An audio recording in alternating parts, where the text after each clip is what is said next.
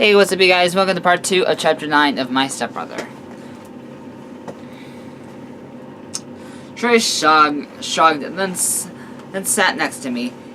She was always working. Work was more important than her family. My mom at least takes breaks sometimes to spend time with me.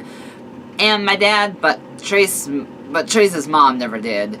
Trace said her neglecting him for work didn't bother him for a few years, and I believed him about that. I really don't think he cared anymore, but I do think that's a huge reason why he's such an asshole, Zeke said with another shrug. Oh, I said awkwardly. What a lovely room you have. Is this color baby blue? I asked, poking Zeke's walls. Zeke turned around and asked me about my family. Zeke raised an eyebrow. Corey, my walls are red. I pat him on the head. Oh, of course they are, Zeke. Did you take your pill this morning? I think you're crazy, poor boy, I said sympathetically. He rolled his eyes and swatted my head away. I smiled innocently at him. He opened his mouth to say something, but the doorbell rang. I sighed and stood up, grumbling about the FedEx, and heading downstairs to answer the door. I looked around his room curiously. There were some pictures of him and Trace and Juliet, pictures of high school soccer team, with Trace as the goalie and Zeke grinning next to him. In the sports team picture, Trace had an odd look on his face. It was almost happy look. He was definitely content. Not exactly smiling, but not glaring like he normally was. It made me smile to myself to see.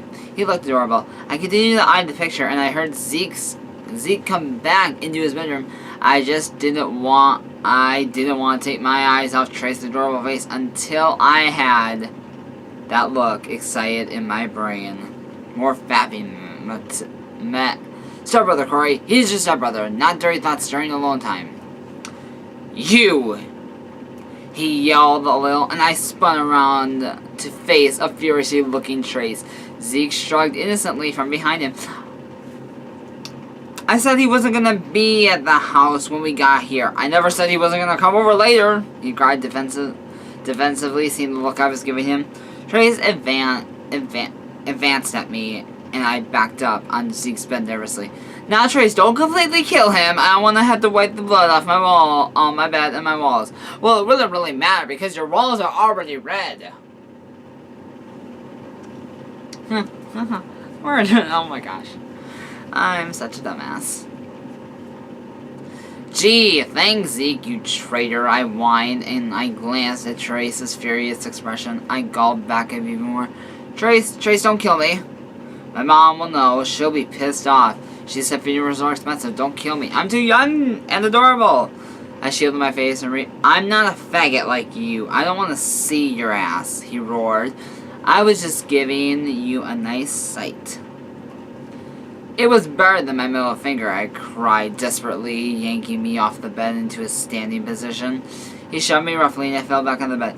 Get up, let's go. We're going to the elementary school to play soccer, he said flatly, turning and leaving Zeke's room. I stared after him. Zeke shrugged helplessly and I pouted. Why would you push me down if we were just going to tell me to get back up? I cried before sighing and getting up and heading to the elementary school. Author's note.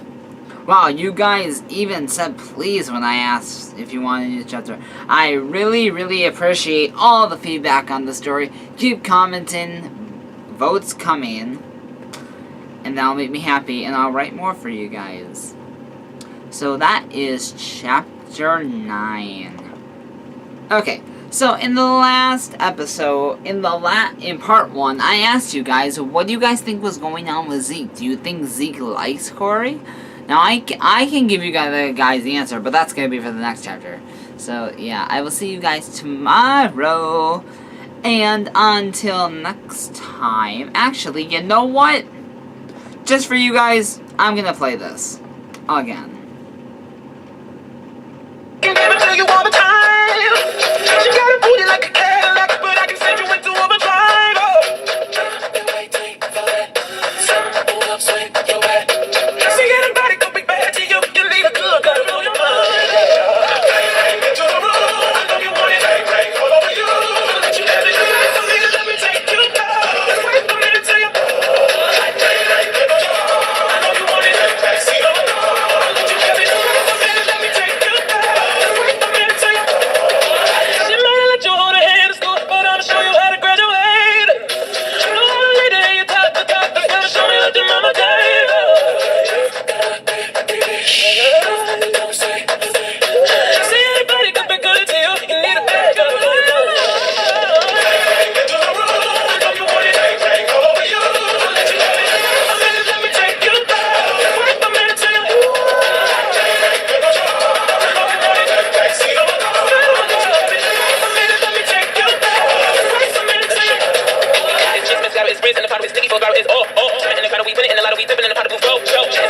I don't get a ride in that engine that could go. Batman robbing it, bang bang, cocking it, queen, Nicki dominant, prominent. It's me, Tracy, and Ari. It's Big Sesame, the sorry. Riders look like a Harley, then pull up in this Ferrari. If we hanging, we banging. Phone ringing, he slanging. It ain't karaoke night, but get the mic 'cause I'm singing. On B to the A, to the N to the G to the on B to the A, to the N to the G to the hey. We got it by the carpet cup to yo. You live back, gotta burn your mind, your mind.